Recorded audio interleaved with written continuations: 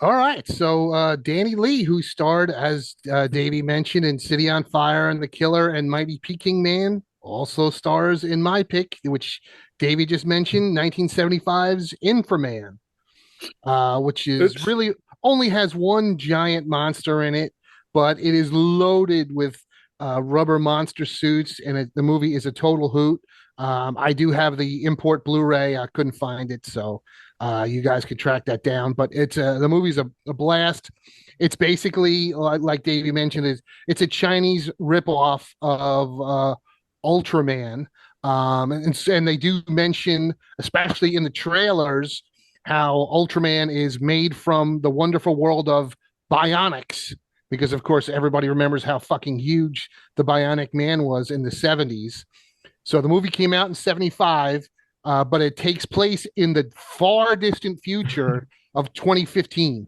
Oh. And Princess Dragon Mom, who's pretty hot Asian lady with big pointy boobs, awakens from her long slumber, and she wakes up all these awesome looking rubber monsters, some of which like look like monsters, some of which are like literally look like the skeletons from the Misfits, but with different helmets, and some of them are sort of like monster robot hybrids, and she plans to take over the world. So there's a good guy scientist who, hey, it's 2015. He's got supercomputers, and he takes our hero Danny Lee and hooks him up to stuff and turns him into a red and silver bionic kung fu robot who can shoot stuff and lasers and fly and do somersaults and drop kicks, and the movie's a lot of fun. It's basically just Inframan one by one fighting all the monsters, chopping their limbs off. There's a decapitation or two, which is crazy because it is a PG movie. I did run this movie at my Hudson Horror Marathon, God, probably like 10, 12 years ago, 15 years ago. Didn't A friend of mine sponsored it, Jordan. I had no idea how it was going to go over, but like Craig said with Mighty Peking Man, it's one of those ones nobody in the audience knew what to expect, and by the end, it was a standing ovation because the movie is just a ton of fun. There And might there's be something, so it also goes by under the name of the Super Inframan, correct? Super Inframan, yep, Yeah. and the Chinese, I believe the Chinese version is like Chinese Superman. But if you haven't seen it, it is 100% worth tracking down. I got to see this. I think even Yeah. if I can't track down a copy, I'll try and watch it somewhere. Cool. So it's the Eurocrypt of Christopher Lee collection, 9 disc and book set. Then this is the best film in the whole set, The Torture Chamber of Dr. Sadism. If you haven't seen this, you need Title. and it's such a weird movie, but like, man, the visuals are outstanding. There's this one sequence where and he's not in the movie a ton. He's in it a lot in the beginning and at the end. But there's this sequence where this group of people are riding in a stagecoach they're going to this castle, which is his castle, and they're riding through the woods. They're driving the stagecoach through the woods, and there are like dead bodies hanging from trees, growing out of trees all over the place, and it's so well shot, great lighting and everything like that, and it's just one of the creepiest scenes you'll ever see. This is just a really weird kind of, there's lots of torture going on there and stuff. And considering it's like mid 60s, I'm amazed that they were doing stuff like that. All right, Jamie, a couple from you. Well, I got a lot of stuff around me. I don't know where to start. I did some bad things this weekend. You want to talk about the curse? I got bit bad. I don't even know if I should publicly say what I spent because I added it up Tuesday night out of curiosity, Friday afternoon to Sunday morning, because he just hit buy now. There's just button pushing buy now. Was it beer buying? Were you sober, or was it beer buying, or a little bit? It was sober and drunk. Buy now. And pretty soon my wife is going to say buy now if I keep doing it. What else? I got two other discs. I think you mentioned this one, Pete, because I know we did see this one at the 24-hour show. and Craig was there too. I remember having to wake Pete up for the most famous scene in this movie. Patrick Still Lives, one of the greatest exploitation films of all time, with one of the best nudity of all time in any film. Holy crap, this is just amazing. Every time I watch it, oh my god, it's so bad but so good, and tons of nudity, a plot that is paper thin. Paper thin. But at one point, my buddy turns to me and goes, "What is this, a horror movie? What's even going on?" I'm like, dude, just go with it. Doesn't matter. Look at all these girls getting naked. I'm like, who even cares? And speaking of good, bad movies, I don't know if you mentioned this one, Pete, or not. Like recently, because this one came out fairly recently. This is one of the greatest, best bad movies of all time. I had it twice on DVD. I think I gave Pete one of the DVDs. Now it's like remastered on Blu-ray, and I cannot believe it ever happened. Night of the Demon, which is the best Bigfoot movie of all time. Craig's whipping it around. There's a lot of Bigfoot movies. This is by far the best, and it must be seen to be believed. I watched that movie because based on the video that you and Pete did, or maybe Rich too, where it was, I guess, where you, I guess, it was when animals attack or something. And, I think it might have been we did a big whole Bigfoot. That movie is great, and just the lassoing of the intestines, getting Girl Scouts to stab each other. There's a biker that goes to the bathroom and Bigfoot rips his penis off. I mean, it must be seen to be believed. And of course, this is not to be confused with Night of the Demon, Curse of the Demon from the 50s, which is an amazing classic. But this is from the 70s, and who did this one? Severin. Just recently put this out on Blu-ray. I gotta get that. And yeah, it is stop everything and order this movie from somewhere. If you like trash, this is the top of the heap as far as 70s and 80s trash cinema. That looks like a $30 one though. The Blu-ray, I mean, it might be like $28 on Amazon. Okay. It could be 30, but honestly, Jamie, it's worth it. Okay. All right. The suit is awesome. Yeah. It's like they watched Bigfoot on $6 Million Man, and they were like, "That's great, except we can't afford it. So from the neck down, just make it a naked guy." So he's got the head, right, the shoulders, right? Yes, he's got the shoulders and the gloves, and then he's like all the rest of from the neck down.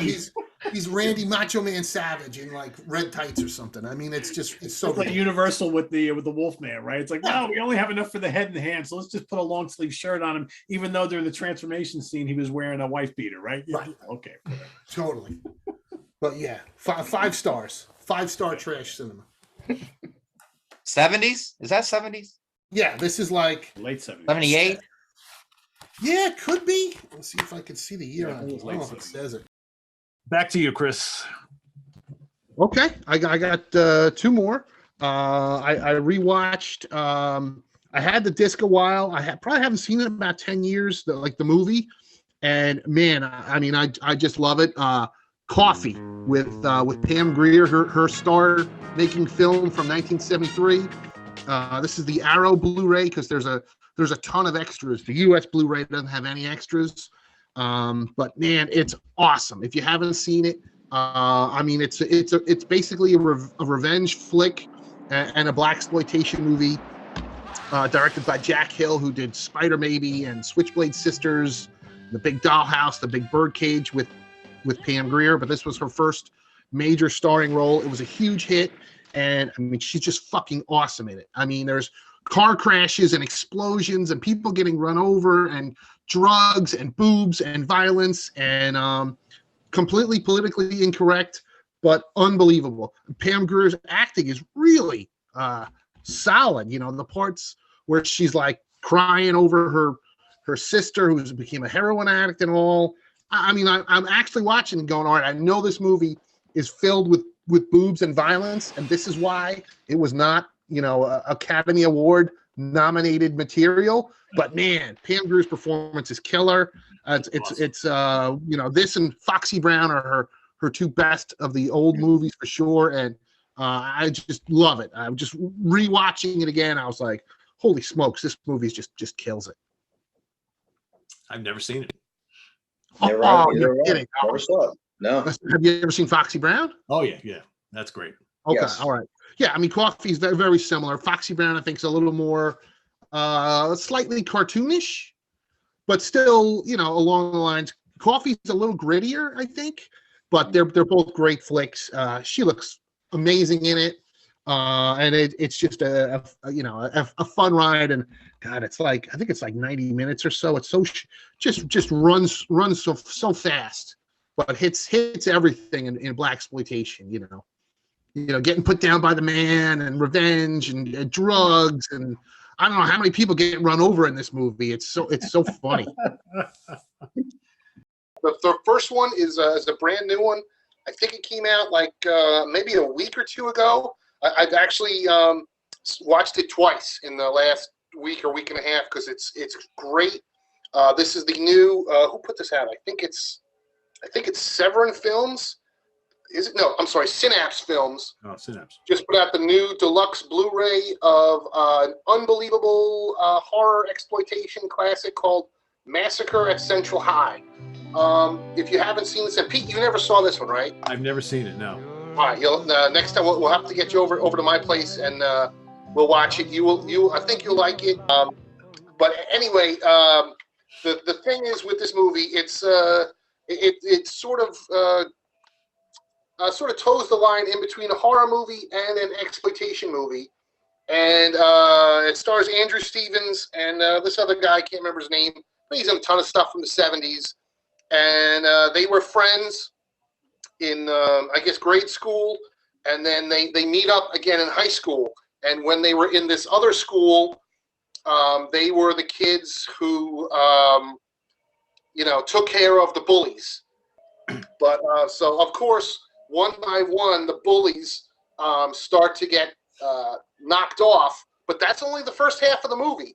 Then there's a great twist, and I don't want to give it away. But what really blew me away is this is just a Blu-ray, but I could not believe the quality of the transfer.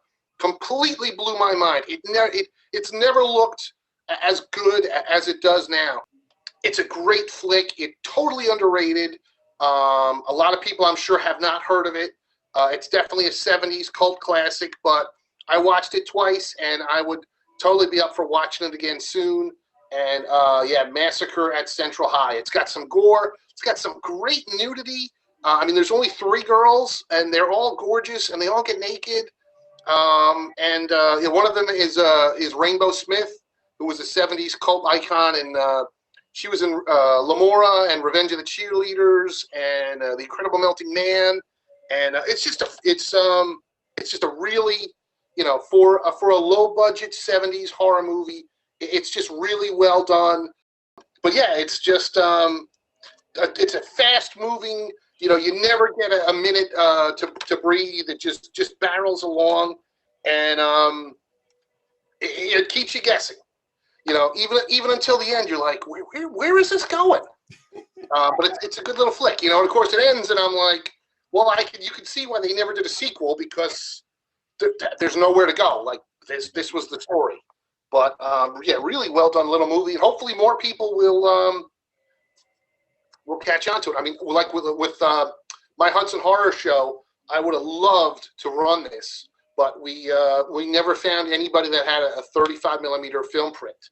Although I know the Exhumed Films guys who run everything, they did run a print of it in Pennsylvania at a drive-in over the summer. So maybe there's a hope if things clear up and we start up again. Because I would love to do it. That's always been the goal for me to, show movies I think people will like, but that I like too. Yeah. All right.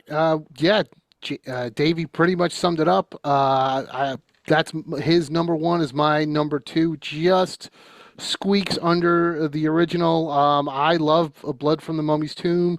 I know I've said many times, Valerie Leone in this. It's the greatest underboob in cinematic history.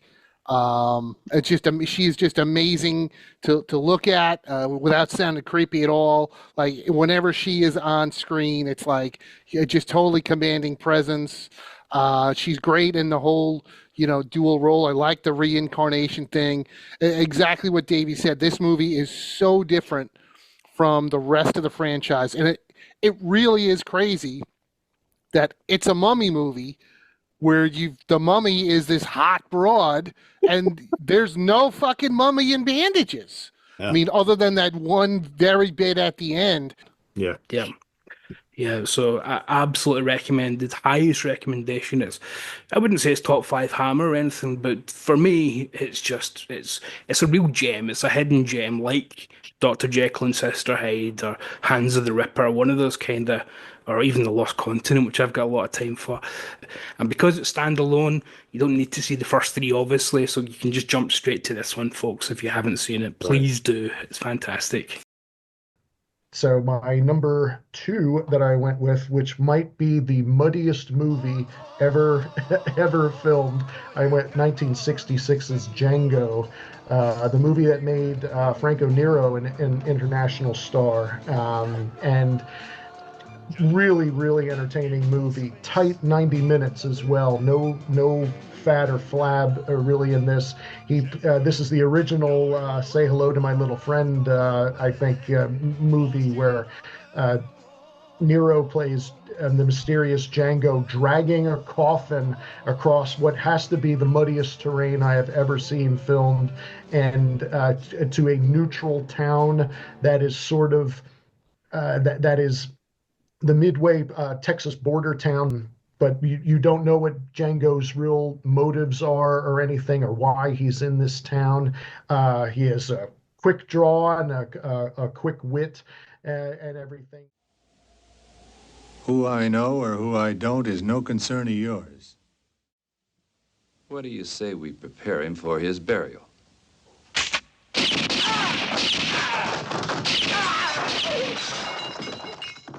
But you have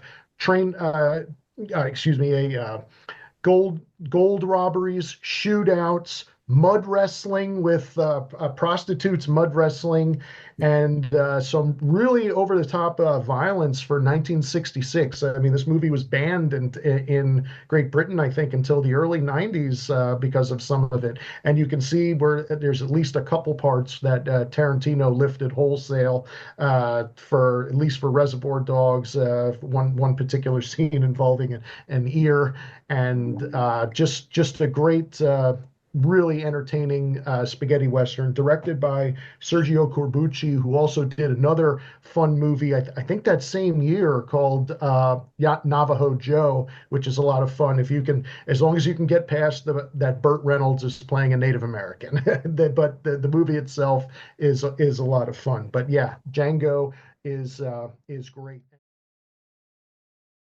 I think I read that he was asked to do an immediate sequel and he didn't want to get typecast into a role like that. So he said, yeah, and he was only, he did like how many, Italian giallo films and stuff like that. Yeah, And and want he to get was typecast in Westerns, right? and he was only 24 years old when he filmed this movie. So, I mean, but he looks way more grizzled and experienced that he does, but a whole lot of fun. My wife even enjoyed this movie too. So she had a lot of fun with it. My first one was the one that I have seen a few times before. I wanted to rewatch it anyway, and it's been labeled, justifiably so, the most violent Western of all time, and it's 1971's Cutthroats 9. It's a Spanish film, which, of course, when you watch it, it does feel like a spaghetti Western. You, come down.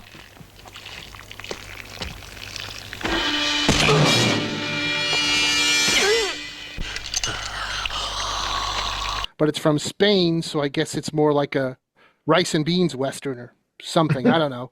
Long story short, the plot is very simple. It's a sheriff and his pretty daughter are transporting a bunch of criminals in the Old West. But they have to traverse across snow-covered mountains, and one of the criminals, he doesn't know which one, is responsible for the death of his wife, which that part kind of doesn't make sense, but you just kind of got to go with it. But this thing, and along the way, there are a ton of twists and turns, which is what I really enjoyed about the film. And it absolutely lives up to the name. Holy shit, is this thing violent? I mean, it is like on the level, not quite on the level, but like just a fucking hair underneath an Italian zombie film.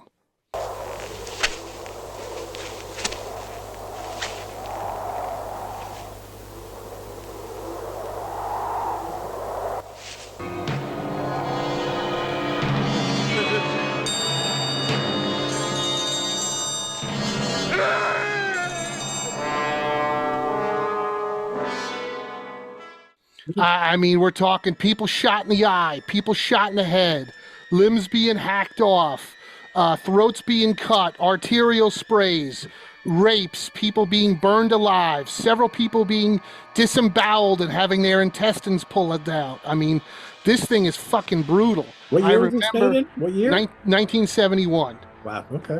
I remember reading about this movie many moons ago, and when this was played on 42nd Street in New York City, they actually promoted it as a horror movie because it's so fucking violent. It is dark and bleak and grim. Holy shit! This is like this. What do they call it? The '70s downer ending, but this is the '70s downer ending, like turned up to 11. But I did really enjoy it. If you want something that's different and super gory and violent, this is the one for you. Cutthroats 9. They showed that at X Fest 1 or 2. Yes, I believe it was the first one. First movie, they Craig, showed. which was quite a while ago. And yeah, watching this again, which I hadn't seen in years, I'm like, holy shit! Between the number. And the part where they're it's a Western, but they're in the snow and the mountains. I'm like, holy shit, this had to be a huge influence on Quentin Tarantino's Hateful Eight. It had to be. And plus I also thought, well, that would be a really weird triple feature, Magnificent Seven, Hateful Eight, and Cutthroats 9. Yeah, because when you think about it, The Hateful Eight is a pretty damn violent film too. Yes, and it's in the snowy mountains, which this is as well. And there's some twists and turns in that too, just like this movie. So yeah, I enjoyed it. Thumbs up.